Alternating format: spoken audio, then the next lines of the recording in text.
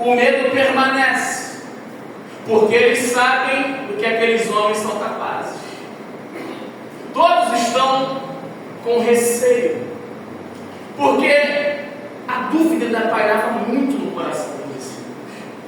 Eles viveram experiências tremendas em 3 anos e meio. Eles operaram milagres, não só viram, mas por meio deles, o Senhor curou, o Senhor libertou de espíritos imundos tantas pessoas. Lembra que em determinada ocasião, quando 70 discípulos retornam da missão, onde eles vão em 35 duplas, de aldeia em aldeia, cidade em cidade, andando por becos, vielas, valadas, cidadelas. Quando eles voltam, eles estão alegres: Senhor, em teu nome os demônios se submetem. Jesus vai dizer o quê? Se alegrem, porque o nome de vocês está arrolado nos céus. Fiquem alegres, porque o nome de vocês está escrito no livro da vida. Eles viveram coisas sobrenaturais, mas parece que a cena de Jesus sendo levado pelos malfeitores, imagina Pedro pensando: ainda tentei defendê-lo, eu cortei a orelha daquele homem, mas ele foi lá e restaurou, mandou guardar a espada. Mas ele já tinha me avisado que eu ia trair, ele disse que não, que ia até o fim. Conflitos. Imagine Tiago, todos os outros. João, por um momento, sai de cena, mas daqui a pouco está ele lá aos pés da cruz, junto com Maria e outras mulheres. E Jesus vai dizer: mulheres, aí está o filho. E vai dizer para João: isso aí está a mãe. Cuidem uns dos outros. Mas mesmo com todas as testificações, os discípulos estão trancados com medo da perseguição dos judeus, porque eles sabem que aqueles homens são capazes de tudo e foram capazes de ir até o final. Maltrataram o mestre destes homens, alguém que eles viram fazendo bem, nunca o mal contra ninguém. Então os discípulos dizem: vocês foram capazes de fazer isso com o nosso mestre, a gente vai dar bobeira na rua? Vamos fazer pior ainda, se não respeitaram ele. Eles viram quantos sinais o nosso mestre fez. Nos usou para fazer também, mas a referência dele é muito acima da nossa. E se fizeram isso com ele, a ficha não caiu, porque Jesus deixou claro tantas vezes que a vida dele ninguém tirava, mas antes voluntariamente era ele que estava entregando e tinha poder para tomá-la de. Aí ele diz o quê? Porque este mandato eu recebi de meu Pai. Quando ele é seduzido, em João capítulo 12, os gregos aparecem logo após a entrada triunfal e vão dizer para Filipe: queremos ver o Senhor. Filipe vai até André e vai dizer: os gregos estão querendo falar com o nosso mestre. Aí eles vão comunicar a Jesus. A resposta de Jesus é tremenda, porque Jesus vai dizer: é chegada a hora de ser glorificado o Filho do Homem. Só que a glorificação dele não é acompanhar os gregos, o rei de Edessa, e ser lá lisonjeado, porque o que os gregos estariam fazendo ali naquele contexto, logo na última semana onde as tentações se levantam para tentar fazer com que Jesus não cumpra a missão a qual veio fazer. Com certeza o berço da filosofia, a cultura dominante, a grande Grécia e sua influência, os gregos estão lá para atraírem Jesus e dizerem: vem conosco, porque lá nós vamos te dar o valor que aqui esse povo não dá. Lá nós temos já um trono, uma cadeira para ti, tu vai poder escrever teus livros, tu vai ficar entre os grandes filósofos. Quando olharem para os altares, quando olharem para as estátuas, terá uma de Sócrates, Aristóteles, Platão e Jesus o Cristo. Mas Jesus responde para os discípulos que a glorificação dele não era ir para onde os homens queriam levá-lo, para exaltá-lo carnalmente. Ele diz que o Filho do Homem está para ser glorificado exatamente porque ele vai cumprir o propósito da cruz. Logo em João 13, quando Judas se levanta para buscar os traidores, Jesus diz a mesma coisa: chegou a hora do Filho do Homem ser glorificado. Quando, humanamente falando, todos nós pensaremos: esse cara levantou para me trair, eu já sei. Então chegou a hora da tristeza, chegou a hora da amargura, chegou a hora da decepção. Não, Jesus diz: chegou a hora do Filho do Homem ser glorificado. Porque para ele a glorificação dele era cumprir o propósito do Pai. A glorificação dele era pagar o preço e sofrer por nós. Ele vai dizer: eu vim para esta hora. Então o que eu vou dizer agora? Pai, livra-me desta hora, se para este propósito eu vim. Jesus olha para a traição e diz: chegou a hora da glorificação. Jesus olha para as propostas tentadoras e diz: chegou a hora da glorificação. Chegou a hora de eu cumprir o propósito. E as tentações se intensificam. Mas quanto mais se intensifica, mais ele também fica intenso. Lembra do Getsemane? Jesus está dizendo assim, ó: a minha alma está profundamente triste, angustiada até a morte. Ele vai suar sangue, de tão intenso e profundo que estava aquele momento, recaindo sobre ele, sobre seu espírito. A palavra vai dizer que ele estava numa agonia tremenda, mas tinha anjo que confortava. Mas mesmo com o anjo confortando, Lucas 22 diz que a agonia se multiplicava, se intensificando. Mas a Bíblia também dá uma resposta, mostra que ele intensificou a oração. Porque quanto mais ficou intensa a angústia da alma, mais ele entrou numa intensidade profunda de comunhão com o Pai. Eu quero dizer para você: está se intensificando a tua tribulação? Suas lutas às vezes parecem que estão sobrepujando e apertando você mais e mais? A resposta é: então mostre para ela que a sua fé também há de crescer, porque é dessa moeda que será extraído o sumo, o que há de melhor. É dessa prova e desse aperto no Getsemane, cujo nome é prensa da azeitona, porque da azeitona se extrai o azeite, e a prensa do óleo, aonde havia sim ali o lugar de moeda, uma pedra pesada que era rolada e que dava volta naquele moedor, naquele jardim. Então as azeitonas ficavam, enquanto a pedra ia sendo rolada, passando por cima delas e apertando, e amassando, extraindo o seu líquido, o seu sumo, a sua essência.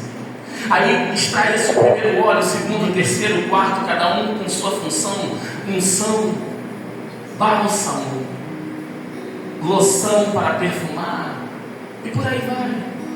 O óleo que se consagrava a reis e sacerdotes. O último óleo era aquele mais puro, extra virgem. Quanto mais amassado, mais profundidade de virtude. Paulo não fala a todos aos Romanos, quando ele escreve no capítulo 5, a partir do versículo 4, que nós não devemos apenas nos gloriar na glória de Deus, mas também devemos nos gloriar nas tribulações, sabendo que a tribulação vai produzir em nós a perseverança, e a perseverança vai produzir e gerar frutos que vai aumentar a nossa experiência, e a experiência vai gerar e produzir esperança, e a esperança não nos deixa ficar confuso ou confundido, porque o amor de Deus está sendo derramado em nossos corações por intermédio do Espírito Santo que nos foi otorgado. Então, se aperta, Tiago vai dizer: irmãos, tende por motivo de toda alegria o passar por várias tribulações, sabendo que a prova da vossa fé, uma vez confirmada, produz o quê? Perseverança. Se tu não fosse moído, se eu não fosse moído, nós não estaríamos conseguindo ainda permanecer e crescendo em humildade, quebrantamento e dependência de Deus. Se nós nos endurecermos, pior fica, mas se nos quebrantarmos, ele está dizendo: deixa quebrar, porque eu vou extrair de você o melhor que um ser humano original antes da queda já teve e pode ter, com a ressurreição do meu Espírito em ti. Não é sobre buscar provas, não é sobre plantar mal, mas a provação vai produzir, porque qualquer outra coisa onde abunda, a superabundância da graça de Deus se manifesta. Se a dor encheu, a graça transborda. Até mesmo onde o pecado chegou na beira do copo, ele está dizendo: a graça vai transcender e transbordar. Intensifique a sua oração, às vezes sem palavras, às vezes sem vontade, mas você permanece sendo do Senhor. Ao cair da tarde, os discípulos estão ali dentro com medo, porque eles vão olhar para a grande referência deles, e essa referência parece que permaneceu no sepulcro. O texto é interessante porque quando quando fala que é o primeiro dia da semana, fala sobre a oportunidade de um novo começo. Primeiro dia da semana fala sobre um reinício, mas ao mesmo tempo que é uma nova chance, também é o cair da tarde. Interessante, porque é o primeiro dia onde eu tenho a oportunidade de começar de novo, mas também é o cair da tarde, é onde a luz está indo embora e as trevas estão chegando, aonde parece que a esperança está de fato indo embora, com o simbolismo da metáfora do dia. O céu está ficando negro e vai escurecer, e o nosso Senhor não voltou. Então as amarras da morte prenderam. Trancadas as portas da casa onde estavam os discípulos, com medo dos judeus, veio Jesus e se pôs no meio e disse-lhes: paz seja convosco. Quantas vezes estamos trancados no nosso mundo, no nosso universo particular, nas dores e nas aflições da nossa alma, os problemas que a gente passa, das angústias, das inquietações da alma. Mas eu quero dizer para você nessa noite que não há lugar trancado suficiente a qual o Senhor não possa aparecer lá dentro. O Senhor não precisa que as portas estejam abertas para que Ele possa entrar. Deus, Ele só vai dizer para a igreja de Laodiceia, que já era um povo crente, mas que estava colocando Ele para fora, Ele vai dizer: estou na porta e bato. Mas fora isso, Ele está mostrando que Ele é capaz de entrar até onde não querem abrir, até onde tudo está travado. Eu não sei o que pode na sua vida estar como que ferrolhos tomando conta, como que travas, como que cadeados te aprisionando. Mas do mesmo modo que o ressurreto que venceu a morte, que venceu o pecado, que venceu o inferno, Ele vence qualquer muralha, Ele vence qualquer porta, Ele vence qualquer barreira, Ele vence qualquer tipo de represália que esteja trancando a tua vida. Às vezes você olha e fala assim: olha a situação desse meu familiar, olha a vida dessa pessoa, meu Deus, ela está rodeada, ela está aprisionada, envolta em cordas. Como conseguir fazer algo ali? O mesmo Jesus que entra numa casa onde as portas estão trancadas e as janelas estão fechadas, Ele pode aparecer lá dentro e mostrar que Ele é quem Ele é. Os discípulos estão com medo dos judeus e não deram crédito à mensagem da ressurreição, e por isso que o medo prevaleceu, porque Jesus já havia aparecido. Interessante é que as mulheres testemunharam aos discípulos. Maria Madalena vai até eles e fala: olha, a pedra estava rolada e o corpo não está lá. Pedro e João disputam uma corrida para ver quem chega primeiro. Um chega primeiro para ficar na porta, outro chega depois, mas entra primeiro. Ele só está o lenço, mas não está o corpo. Ai, cadê o meu Senhor? Voltaram para casa desesperados. Eles foram no crepúsculo matinal, o dia estava amanhecendo. É menos difícil de alguém nos ver. Vamos lá correndo para ver se a gente encontra o nosso Senhor. Chega lá, não tem mais o corpo. Então eles voltam correndo para se esconder. E a esperança não está viva neles, porque eles não viram com os olhos. Maria Madalena depois está lá, continua, volta para aquele lugar, vai ter aquela experiência logo acima aqui da narrativa. E ela não reconhece de primeira, mas depois ela vai ver que é o mestre e vai contar para os discípulos. Os discípulos não acreditaram. Os discípulos a caminho de Emaús, a caminho do campo, daquela aldeia, Jesus vai andando com eles. Você conhece a história? A aldeia de Emaús, que significa riacho quente, águas mornas, curativas. Jesus vai de Jerusalém até lá com eles. A cidade se distava a 60 estádios, que é cerca de 13 quilômetros daqui a Madureira, mais ou menos, a qual eu já fui andando até lá uma vez. Olha que interessante, Jesus está falando assim com eles e tal, discorrendo. E primeiro eles estão dizendo: só tu não sabe das notícias, você não abriu a internet, não pegou o jornal, não viu o que aconteceu. Aquele que pensava que era o Messias, ele morreu, ele padeceu e ele não voltou. E Jesus está ouvindo aquilo tudo, eles não reconhecem que é Cristo, mas no caminho ele começa a falar das Escrituras. Lucas 24 vai mostrar muito bem que Jesus, começando de Moisés, foi narrando e falando, passando por todos os profetas e apontando para onde as Escrituras falavam do Messias, que era ele próprio. Quando ele está chegando próximo à aldeia, percebe que aqueles homens vão dar uma entrada para casa. Ele diz como vai, como quem vai passar direto. Aqueles homens dizem: não, fica conosco, entra aqui na nossa casa. Ele vai partir o pão, os olhos vão se abrir, eles vão reconhecer que é Jesus. Jesus desaparece na frente deles. O texto vai dizer que na mesma hora, esses homens andaram seus olhos, eles não dormiram, eles não esperaram o dia seguinte. O texto diz que na mesma hora eles se levantaram e fizeram o caminho de volta, porque quando a ressurreição é testificada na sua vida, não tem cansaço certo. Eu quero dizer para você, a revelação da ressurreição está aqui, não tem cansaço que vai te parar. Os discípulos entram na casa, quando os olhos se abrem, eles podiam dizer: andamos muito, 13 quilômetros, mas não ardia o nosso coração. Ricardo, enquanto ele andava e falava das escrituras, queimava o nosso peito por dentro. Como é que dorme com um barulho desse? Vamos voltar andando. Não tem cavalo, não tem carro, não tem charrete, mas tem perna e saúde que ele deu. Vamos voltar para Jerusalém e contar com os discípulos que ele ressuscitou. Eles voltam. Chegam em Jerusalém, eles contam. Estão dentro da casa. Quem é? Fala o código. É um dos nossos, entra. Jesus andou conosco até Emaús. Nós o reconhecemos lá. Cara, a gente não conseguiu ficar lá. É igual o André. Quando em João 1 ele vai com outro discípulo de João Batista, provavelmente João Evangelista. Aonde é o lugar que nos repousa? Jesus, vem e veja. Passam horas com Jesus. Quando André sai de lá, já acha o primeiro Simão. Ai, irmão, achamos o Messias. Porque essa revelação está aqui dentro. A gente não consegue ficar perto, não dá para conter. Você já quer logo compartilhar essa graça, essa alegria. É assim que tem que ser. Renova hoje renova esse negócio. Aí, interessante, eles estão dentro da casa. Os 11, os de Emaús, entre outros, diz o panorama do Evangelho, fazendo a leitura completa, mas eles não deram crédito. Lucas 24 mostra que os de Emaús ainda estavam falando quando Jesus aparece no meio deles. Por que eles estão tomados de medo e triste? Porque não deram crédito à mensagem da ressurreição. Provavelmente imagina eles pensando: não, peraí, se ele apareceu, tinha que aparecer primeiro para nós. Imagina Pedro, Tiago e João dizendo: pô, quando ele tinha coisas mais íntimas, gloriosas no monte e no Getsemane, fomos sempre nós três que estávamos com ele em situações de mais intimidade. Mesmo assim, Pedro pensando: eu neguei, né? Mas peraí, ele tinha que aparecer para mim. Mas na João, eu estava aos pés da cruz, eu reclinava a cabeça no seu peito, ele tinha que ter aparecido para mim primeiro.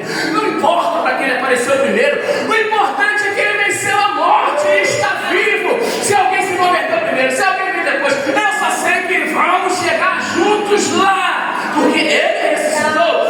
Mas a mensagem da ressurreição não estava viva no coração daqueles homens. Jesus entra, e quando ele entra, os discípulos pensam que ele é um espírito, um fantasma. Leia Lucas 24. Parece que a experiência da tempestade no mar não adiantou, porque eles já tinham confundido. Jesus vai andar sobre as águas na quarta vigília da noite, quando ele acaba de multiplicar pães e peixes, e vai lá e os discípulos recolhem. Ele despede os discípulos, diz: entra no barco que eu vou depois. E Jesus está ali com a multidão quer arrebatar os João 6 e tomá-lo para si, fazer o rei. Jesus some diante deles, aparece lá no alto monte. Enquanto os discípulos passaram cerca de 10 horas lutando contra uma tempestade, porque quando eles começam a enfrentar o mar da Galileia revolto, é cerca de umas 6 horas, porque também é o cair da tarde, é na viração do crepúsculo matinal. E o texto vai dizer que na quarta vigília da noite, primeira vigília da noite, das 18 horas 21, a segunda da 21 à meia-noite, a terceira da meia-noite às 3 da manhã, a quarta vigília das 3 da manhã às 6, alta madrugada até o amanhecer. E eles entraram ao cair da tarde, mas na quarta vigília, entre 3 e 6 horas da manhã, eles estavam lá pelejando, no mínimo 10 horas de luta. Cansa, o braço dói, mas o bonito é que o texto diz que Jesus estava vendo-os em dificuldade a remar.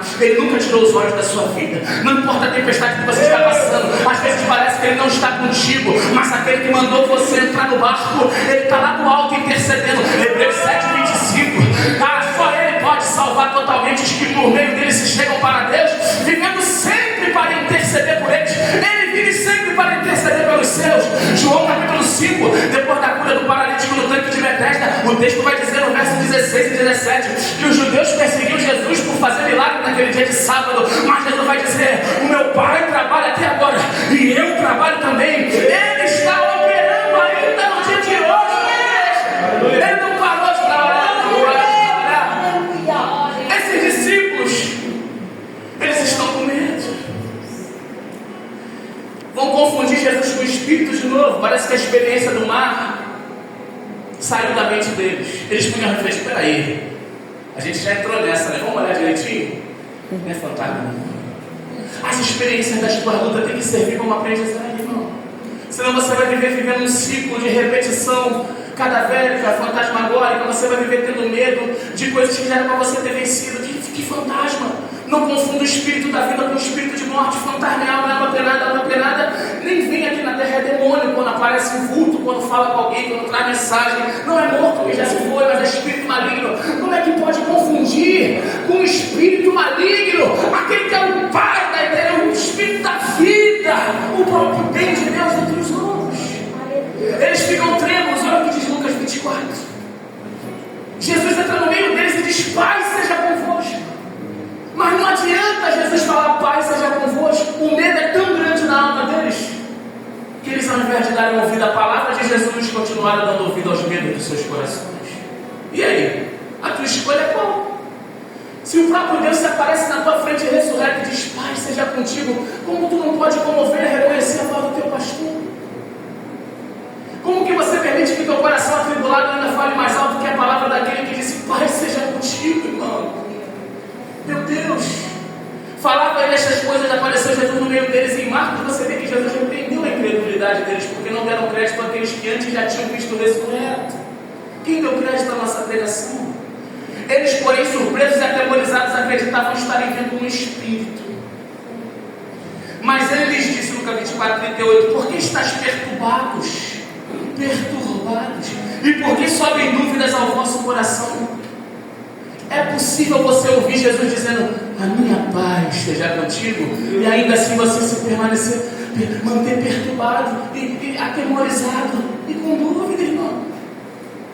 Essa decisão está ao teu alcance hoje, de você virar essa chave. Aí ele vai dizer: vejam as minhas mãos e os meus pés, que sou eu mesmo, apalpai e verificai, porque o espírito não tem carne nem ossos como vedes que eu tenho. Que interessante, né? Quantas vezes é dito aqui, você vai na tumba de... Tá lá, aqui já restos mortais, você vai na tumba de outro.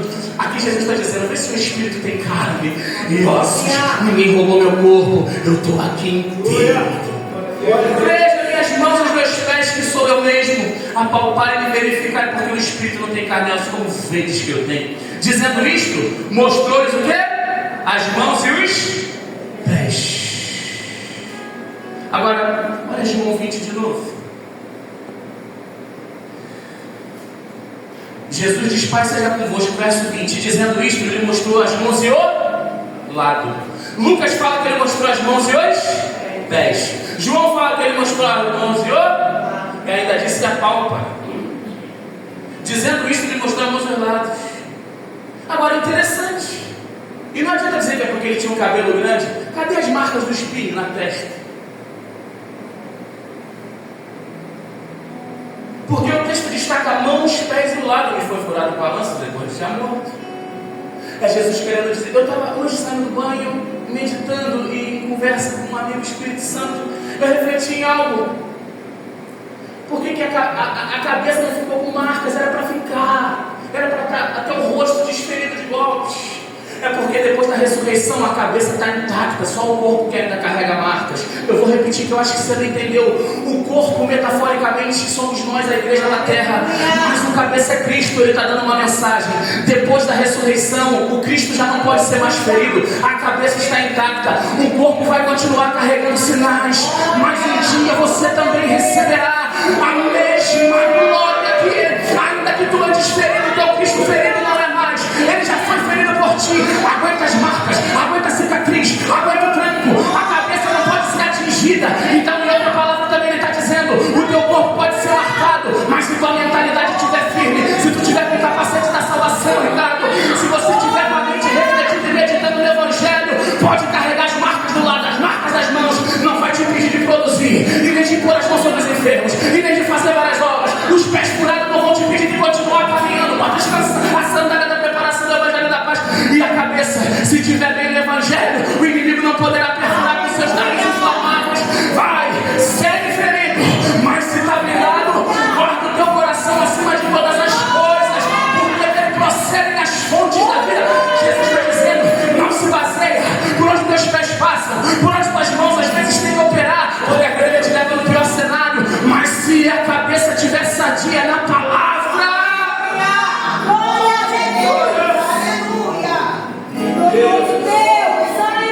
interessante, e dizendo isto, ele mostrou as mãos e o lado. Aí o que o texto diz? quantos discípulos ao verem ao Senhor, aí a gente daria aquele e alegaram, a alegria venceu o medo, maravilha. Mas aí você vai lá em Lucas. É por isso que você tem que ler todo o contexto, procurar onde fala sobre a passagem. Mas veja aqui no verso de número 40 e 41 de Lucas 24, 41. E por não acreditarem neles ainda, por causa da alegria, a alegria deles permaneceu fazendo eles não crerem. Se tu só lê João, e eles ficaram alegres, porque a paz do Senhor transforma o medo em alegria, e você vibra. Mas aqui, é verdade isso, só que aqui está mostrando que essa alegria impediu eles de acreditarem, porque eles ficaram eufóricos, surpresos, admirados. A gente não pode sair daqui com uma alegria superficial e momentânea, que a gente só está expressando uma mudança de reação, às vezes estereótipa, porque eles continuaram com medo. Mas eu nem sei mais do que eles tinham mais medo. Estava com medo do judeu trancado. Aí vem Jesus, parece que é um fantasma, mas quis que abrir a porta e correr lá fora, mas seguro aqui dentro. Que estranho, é Jesus.